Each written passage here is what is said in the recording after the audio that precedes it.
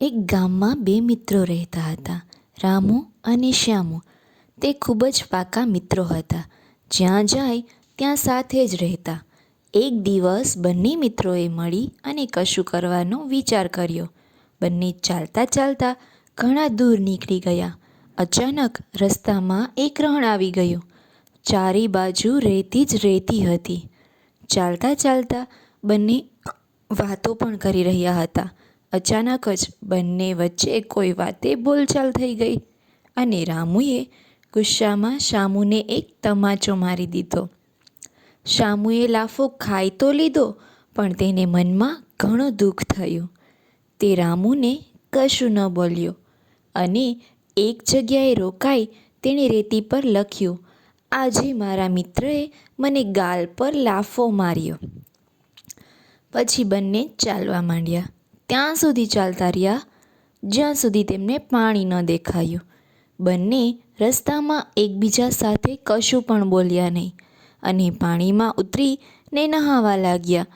શ્યામુ પાણીમાં ઊંડે ઉતરી ગયો હતો અને થોડીવાર પછી ડૂબવા માંડ્યો. બચાવો, બચાવો, આ અવાજથી રામુનું ધ્યાન ખેંચાયું. તે તરત જ શ્યામુને બચાવવા તેની તરફ કૂદી પડ્યો. શ્યામુને વાળથી પકડીને ખેંચ્યો અને કિનારા પર લાવ્યો. તેના પેટમાંથી પાણી કાઢી અને મોઢા વડે શ્વાસ પણ આપ્યો.